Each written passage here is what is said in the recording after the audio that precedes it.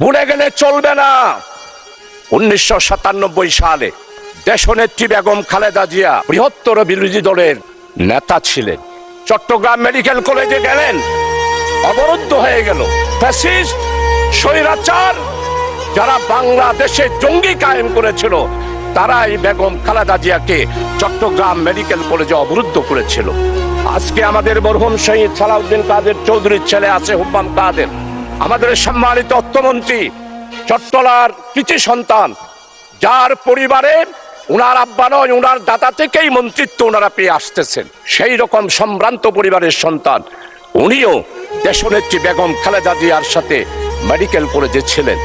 আজকে সম্মানিত অর্থমন্ত্রী, আপনি স্বীকার করবেন, সর্বপ্রথম টেলিফোন করেছিল মরহুম শহীদ সালাউদ্দিন কাদের চৌধুরী আমি শাহজাহান চৌধুরীকে। আমি তো জামাত, আমি তো শিবির, কিন্তু সেই দিন আমরা জামাত শিবিরেরা চট্টগ্রাম মেডিকেল কলেজ থেকে দেশনেত্রী বেগম খালেদা জিয়াকে সালাউদ্দিন কাদের চৌধুরীর আহ্বানে জামাত এবং শিবির সেই দিন বেগম খালেদা জিয়াকে আমরা উদ্ধার করেছিলাম।